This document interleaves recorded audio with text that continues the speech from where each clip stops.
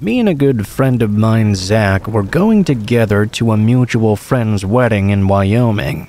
They'd chosen to get married in the same small town they grew up in, which was somewhat inconvenient for everyone else. But who am I to say? It's their wedding after all. Zach and I found a nice Airbnb nearby and took his car across a few states to the middle of Wyoming. This town was mostly made up of farms with a small central area for groceries, food, and some small businesses. On the outskirts, we'd found this Airbnb. It was a farmhouse as we'd expected, but it had so much land around it that we didn't expect. The home was almost entirely isolated from everywhere else. Looking off in any one direction, the only things visible would be grass, trees, and the dirt road that led here. We unloaded and unpacked all our luggage inside. It was nice. I wouldn't compliment its looks too much, but it was great for a couple nights stay. Zach and I spent the rest of the day just kinda hanging out and talking, going to bed by 11 o'clock or so. I took a while to fall asleep. I think it was because the house was so far out. It just made me feel kind of uneasy, you know? Once I did fall asleep though, I slept pretty deeply. In the morning, we went to the wedding and spent the entire day there, not getting back to the Airbnb until at least 9 or 10. Zach went to bed right away, but I stayed in the living room to relax for a little bit longer. It was only 10 minutes after settling in, though, that a single quiet knock came from the front door. I got up and was feeling very strange. Why would someone be out here this late at night? I quietly walked over to the door and looked to see who it was, but when I checked, I didn't see anyone out there. I opened the door and stuck my head out a bit, looking all around the driveway. Everything was empty as far as the eye could see. There was nobody outside, it seemed. After a few moments of confusion, I shut the door once more. I looked over at Zach's room. I knew he must have already been passed out, so he probably hadn't even heard it at all. I assumed it must have just been a noise from the house that simply resembled the knock. It was a quiet sound after all. Everything pointed to it being nothing. I sat back down to continue resting, but not even a minute after sitting, a quiet noise knocked from the outside of the house. This time, though, it was from the other side of the home entirely. I quickly got up and rushed over to the back, turning on the outdoor light. I looked out the window, but again, there was nothing. This furthered the idea that it was just the house making these noises, but it still didn't take away from the unsettling nature of it all. I stayed by the window for a while. It had been about 5 minutes, looking out into the backyard that led to the forest. It was pitch black outside. I was hoping that by seeing nothing was out there, I'd be less on edge, but actually it only unsettled me even further. There was just something about being out here in someone else's farmhouse that gave me an uncomfortable feeling. I stayed up for a while longer, wanting to be sure nothing else was going on. I decided to try my hand at getting some sleep finally. I went to my room, which was across the hall from Zach's, and laid down in bed. I didn't hear anything else, so I slowly drifted off to sleep. When I woke up, my eyes shot open immediately. Someone was knocking on my bedroom door. "Hello? Zach?" To my relief, I heard Zach's voice from the hall, asking me to come out for a moment. I got up and met him in the hallway. From just one look at him, though, I knew something was wrong here. He looked terrified and worried. "What's wrong? What's going on?" I asked. He explained that he'd woken up to something moving around outside his window, and when he moved the curtains back, he saw the backside of a man walking around the house. As we were discussing the situation, clicking sounds began coming from the front door. Both of us ran over to the living room. A man was out on the porch, standing with his body right up against the door. He was clearly fidgeting with something, which made me sure he was trying to pick the lock. I turned and looked at Zach in fear. I think he knew exactly what was going on without me having to say anything. He ran to his room and called the police, while I stayed and made sure this guy didn't get in. The only thing I could really do, though, was hold the lock and hope he wouldn't disable it somehow. I could hear the man outside getting frustrated. All of a sudden, he just ran off to the side of the house. Both of us were too scared to check the windows and opted instead for locking ourselves in one of the rooms and waiting for the cops to arrive. If I'm being honest, though, the rest of what happened was very uneventful. The cops pulled in a long while later, gathering basically no evidence and never getting any idea on what happened that night. I don't know who that guy was or why he was trying to break into the Airbnb, but if those noises I heard earlier in the night were from him, then he had been skulking about the house for several hours and knew that he was breaking into an occupied home. That only makes the whole encounter even more terrifying.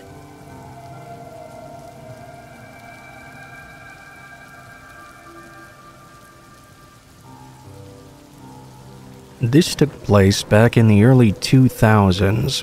I'm a woman and lived alone in my apartment at the time. I was home by myself one night when I received a phone call. I picked it up and answered, but didn't hear anything at first on the other end. I asked if anybody was there, and for a few moments there was still no sounds at all. Right as I was about to hang up, finally a man spoke. I didn't recognize the voice as anybody that I knew. He said he must have the wrong number, and then he hung up right away. I didn't really give it too much thought, honestly. Occasionally you get phone calls from a wrong number. It was certainly a lot more common back then than it is nowadays, though. A few days went by, and once more I received a call late at night. I picked up the phone and said hello. Once again, I heard nothing on the other end. I said hello several more times, but nobody was speaking at all. I was then hung up on by whoever had called me. The very next night, it happened again. By now, I was starting to get a little suspicious. I didn't know exactly what was going on here, but it was definitely strange that it kept happening. They would call and I would answer, then they wouldn't say anything. It always seemed to happen later at night when I was home alone, too. It was honestly creeping me out. I was wondering what was going on. The next strange thing to happen was not a phone call at all. I left for work on a morning after one of the previous calls. My drive to work usually took about 15 minutes. This time, though, I realized I had been followed the entire way there. I know that because the street my apartment was on was really quiet, with very little traffic. A few of the streets I had to drive on were usually quiet as well.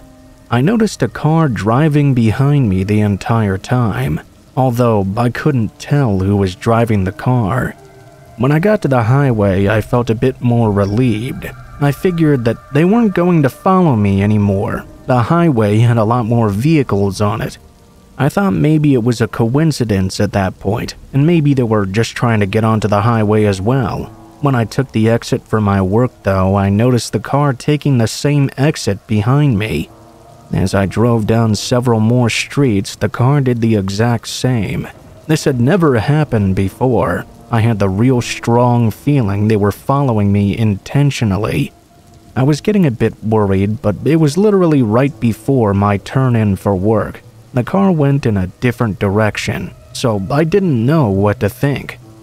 After work that night, I drove back home, and I wasn't followed on the way back. I didn't get any phone calls this time, but the very next night after that, I did. This time, I remember it was about 11 or so. The phone rang, and I walked over and picked it up. After answering, I heard a man's voice on the other end. He told me that he was my neighbor just down the way and asked if I could come over real quick. He said he needed some help with something. Something about this just seemed very fishy. I thought I recognized the voice on the other end, but it was certainly not my neighbor. I was also sure that whoever this was supposed to be did not actually have my telephone number. I went to the door and looked out through my peephole out of curiosity. When I did so, I saw a man standing right there on the other side, trying his best to be quiet. I wasn't sure who he was, as I'd never seen him before, but I thought he was surely the one behind these strange occurrences. Instead of going outside, I dialed 911 and told the police there was a suspicious man at my apartment. Right after I finished that, I got another call from the guy, claiming to be my neighbor. I answered it and asked who exactly this neighbor was. He made up some name like Steve or something. I remember he kept telling me to come out of my apartment and that it was really urgent. I went back over to the door and looked out. The guy was still hiding there. I told him that I'd called the police, and when I said this, I watched him turn around and walk away. After that, he didn't come back. The police got there a little while later, and I told them everything the man had done. Unfortunately, there was not a lot they could do about it. I decided to change my phone number, though. After that, I didn't receive any more strange calls. I also was not followed again, and nobody came to my apartment in the night. I only lived in that apartment for another month or so, though. I never found out who had done it or why. Every time the phone would ring late at night, for months afterward, I would worry it was that same man, calling again. I'm really glad he didn't, though.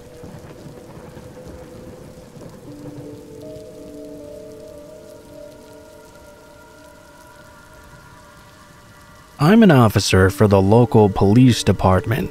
Shifts in our department are always switching around, having people work 10 to 12 hours on a different schedule every week. Sometimes overnight, followed by early morning, then overnight again. On this day, I was working 10 p.m. to 10 a.m. and was at the office. Dispatch notified me of a call about a group of teenagers trespassing on private property. Specifically, it was a hospital on the outskirts of town that had been deserted for the last decade or so. It was commonplace for groups to hang out there and do various illegal activities. The whole department knew about this, and most of us had been there several times before. This was my 4th time having a call out there, and I was sure it would be a quick and typical case. I'd walk in and either escort a group of teenagers out and warn them of the dangers of trespassing on abandoned property, or watch them run off in fear of getting caught by the police. I was tired, so either way was good enough for me. I honestly didn't care too much. It's not like I was going to arrest and charge them or something. I just needed to get them to leave the property. When I got there, I quickly became aware of a flashlight shining through the windows of the 2nd story. What was strange about it was that it was moving really fast across multiple windows, though, like someone was running through the hallway. I got out of my vehicle and prepped my flashlight, then entered the building. The first thing I did was call out and request the kids to show themselves and whatnot. Of course, no one did. I listened at the entrance for any signs of noises to hopefully give me an idea of where to look for them. It was dead silent though, enough to kind of wake me up and get my nerves going. There was always a slight fear things like this could be a trap to lead an officer and attempt something. But I kept my cool and simply walked through the old hallways. I walked up a flight of stairs. As I reached the top, a loud thud echoed throughout the building. It sounded like someone hitting a wall or something. It was definitely coming from the 2nd floor. I entered the hallway and shined my flashlight all the way down. I couldn't see anyone, or even a sign anyone had been there. I called out again, knowing that the stairs I was by were the only way up or down from the 2nd story. I listened in, but heard nothing more than the creaking of the old building. I walked slowly through the hallway and looked through each door, scanning the rooms with my flashlight. There was nothing more than some old hospital beds and some graffiti. When I got to the last room, the door was closed. I called out one more time before swinging it open. I cleared the room, but nobody was inside here either. There were signs of recent activity, like cigarettes on the ground with smoke still rising from them. It was a little concerning, knowing they hadn't left the second floor through the stairway. The only other way out was if they'd jumped out a broken window. Before I could even check, though, the door behind me slammed shut, followed by something smashing against it and footsteps departing down the hallway. Luckily, I was able to push the door open just enough to slide through. As I opened it, I saw a large hospital bed had been pressed up against it. By the time I got out, whoever was there was long gone. Backup came and we did a more thorough investigation. We also checked in with the one who originally called in the two teenagers. What was odd about this was that there was only one clear set of footsteps I heard, and only one flashlight in the window. The cigarettes burning also showed they left in a hurry. That could have been from me arriving, but then why would one of them stay behind to try and trap me in a room for some reason?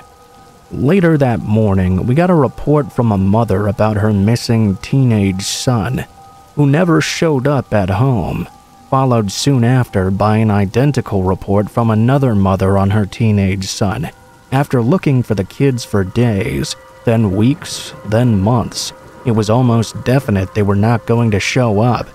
6 years later, they still haven't, as far as I know. Their disappearance was an unlikely one. What makes it so difficult for me is that it's not certain whether or not the person in the hospital with me was one of the kids or the person who made them disappear.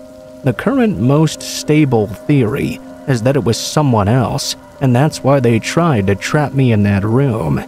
Unless something more comes up, though, it's not likely we'll ever know.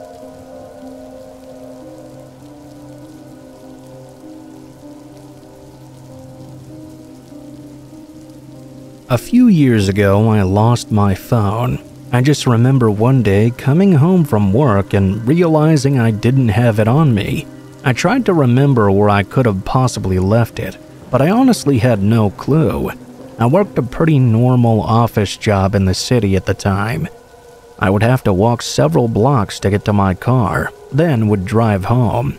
It didn't seem likely to me that I would drop my phone, but I honestly had no clue where it could be. The next day, when I went to work, I looked around my cubicle, hoping I had forgotten it there. I thought it had to be there. I hadn't remembered dropping it or any situations where it could have slipped out of my pocket or something. I guess it was possible, though. After searching my desk and all around it, my phone was still nowhere to be found. I felt completely dejected. I realized that probably meant my phone was a goner, especially if I'd lost it on the city streets or something. It certainly would not still be there. I logged onto my computer to work after that and figured I would have to buy another phone later. When I was checking my email, though, I saw a new one. It had the subject of cell phone. My eyes lit up when I saw this. Could somebody have found my lost phone? I clicked on the email and read it.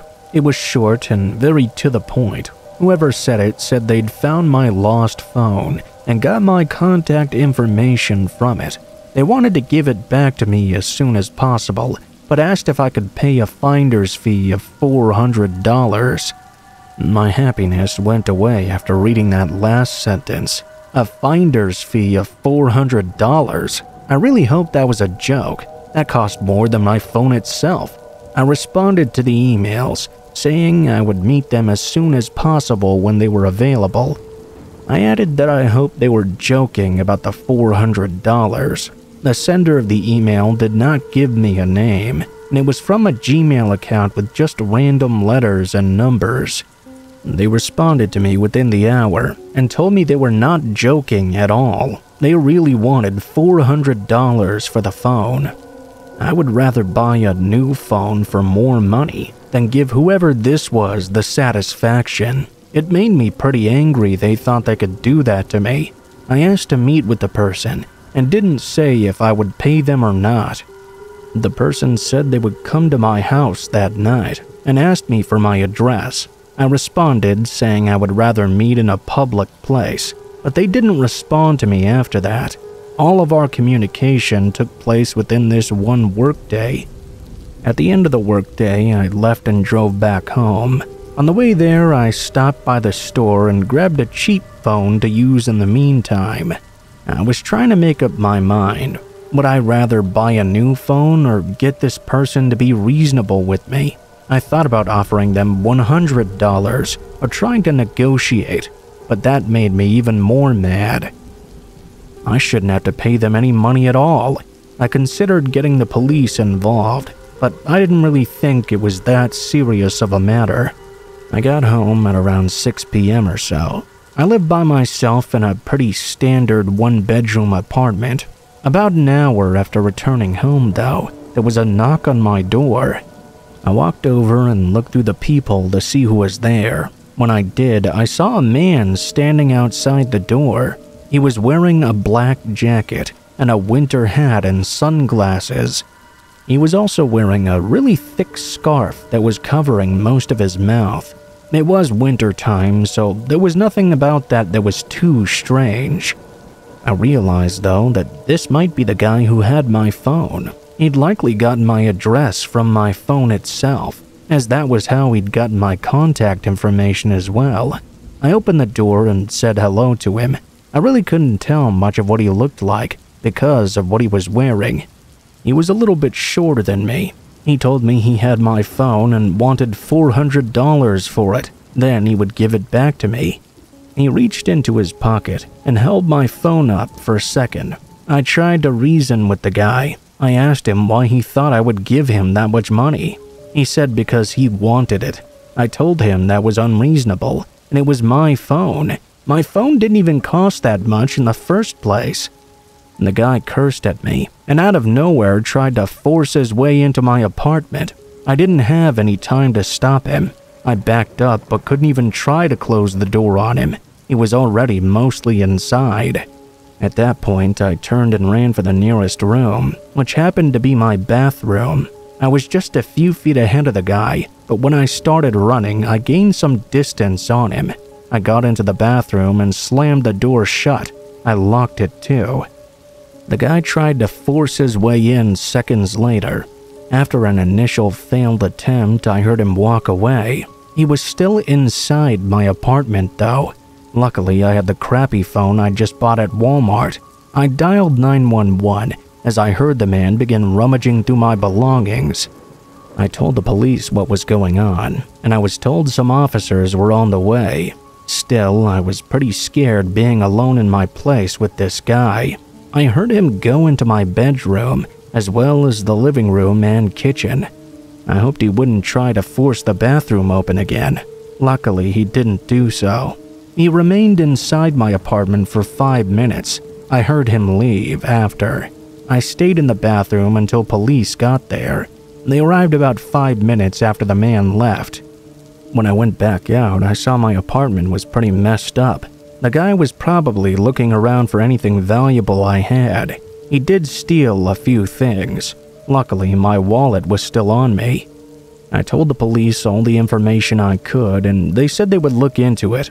Unfortunately, I never got my phone back. I still don't know who stole it. I've considered that it was possibly someone who works in my building that did it. My office building is very large, and multiple companies are in there. Lots of people go through that building, so that might be what happened. I really don't know for sure.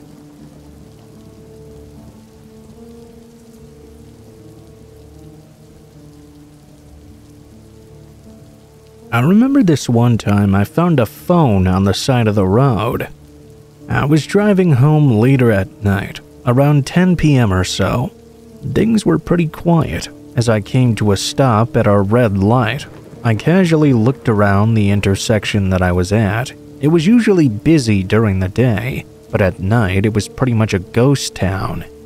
I was next to a divider that was on my left, and that's when I noticed something on the ground. It appeared to be someone's phone. I opened my door and looked closer, realizing it was in fact a cell phone. I picked it up. It had been raining outside, so the phone was pretty wet. I figured it would probably be broken. After looking closer, I saw it was an iPhone of some sort. I hit the button, and to my surprise, it actually turned on. After that, the light turned green. I had to finish driving home, but once I was back, I took that phone out and looked it over. Nothing appeared to be wrong with it. I wanted to return it to the rightful owner.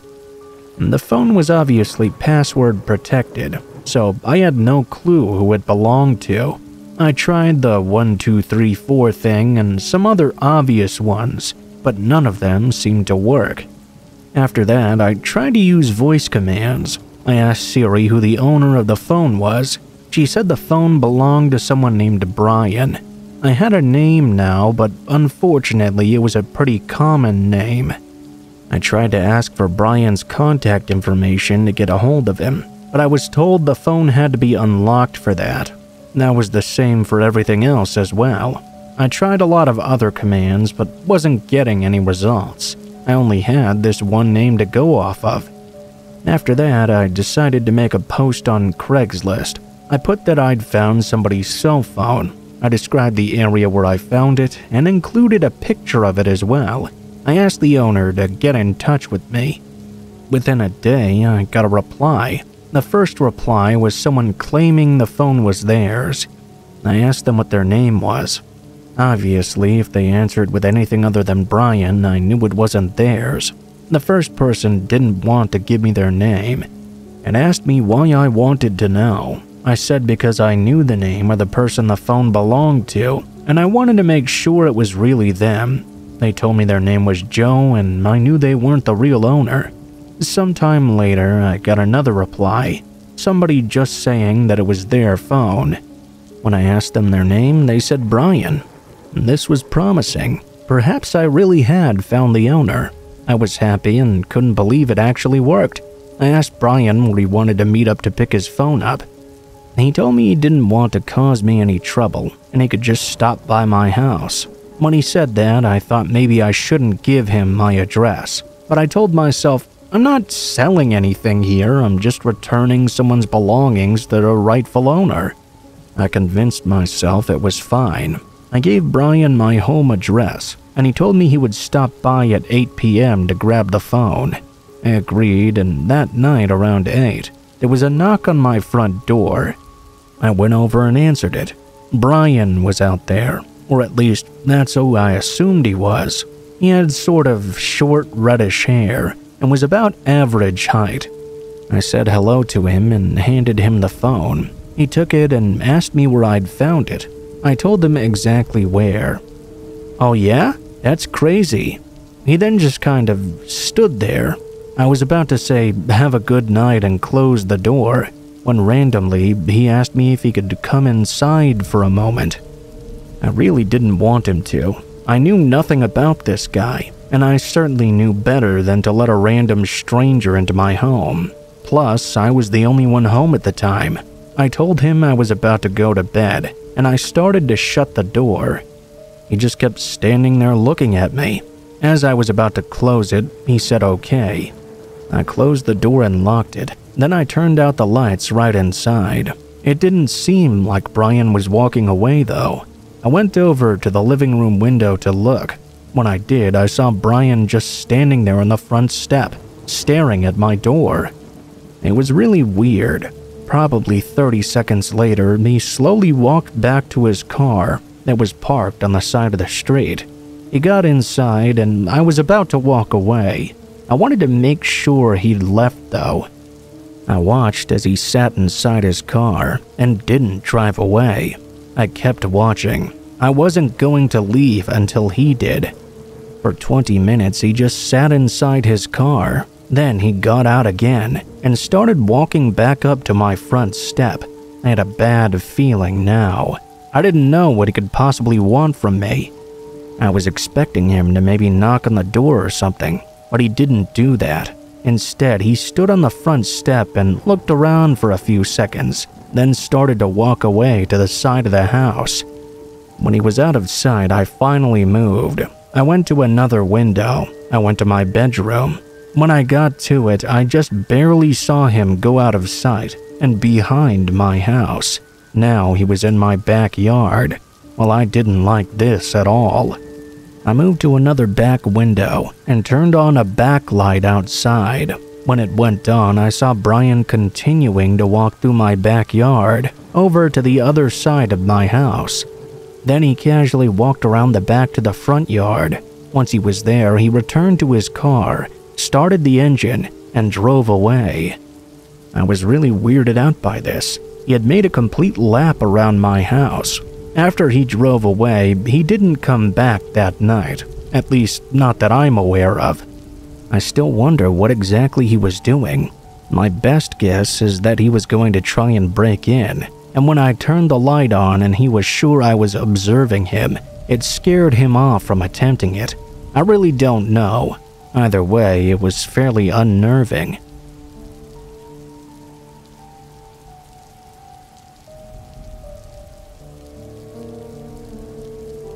I was at college one day and had an hour break between classes.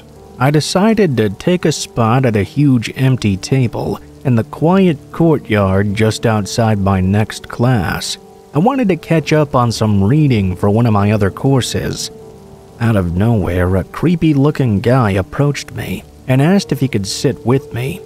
Since there were 3 other empty tables and no one else around, the fact that he was asking to sit with me, I thought he might try to sell me something, honestly. I decided to be polite and said yes. He sat down on the bench right next to me. Our arms were touching. I moved away to get some personal space. I was for sure creeped out. My radar was going ballistic at this point. As I moved away, though, he grabbed my hand and laced his fingers in mine. He whispered to me to relax. I was so scared. He had 100 pounds on me, and I couldn't get away from him. He started going on about how amazing he was, and all this other nonsense. He also began trying to kiss my neck and touch me. I wasn't 100% paying attention to what he was saying. I was hoping someone would come by and help me. After 5 minutes of him doing this, he asked for my phone number. Obviously, I told him no. He got angry. He said I was flirting with him. He got really upset. From the look in his eyes, I truly believe he was about to hurt me too, if another student hadn't happened to walk by just at the right time and sit down at the table right next to us. I used that opportunity to get the hell out of Dodge. 2 days later, when I came back for that same class, I saw him doing the same thing to another girl. I went up to her and acted like we were the best of friends, and I was coincidentally running into her. I was thankful I could help her get out of that situation. She told me she had been terrified. I went to campus security and reported the man. I don't know what actually happened to him, but I do know that after I reported him, I never saw him hanging around that area again.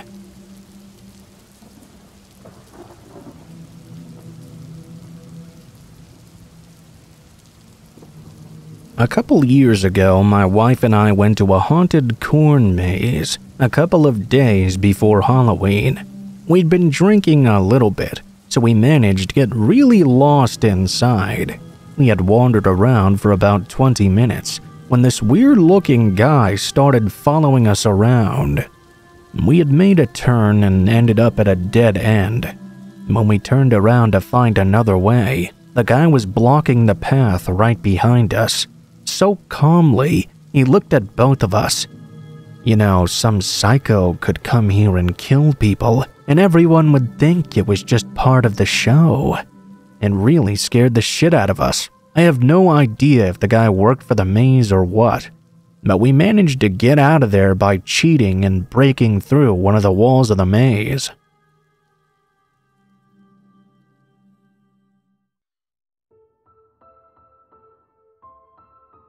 What is up guys, Blue Spooky here. Thank you guys so much for watching, especially if you made it this far to the end of the video. If you liked the video, please be sure to like, share, comment, and subscribe if you feel so inclined.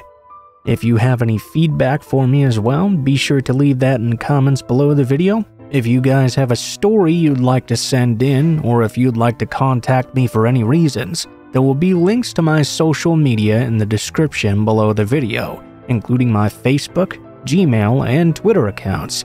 Go ahead and send me a message on any of those, and I'll try to get to you as soon as possible. If you do decide to send in a story, please be sure to include in the tagline what the name of the story is if it has one, what type of story it is if it has one, and how you'd like to be credited in the description below the video. Please make sure to include as much detail as you feel comfortable with, and try to use as much proper grammar as possible to make sure you have the highest chance of appearing in a future video. Overall, I think that's pretty much it for now guys, so thank you so much for watching, and I hope you guys have a great day.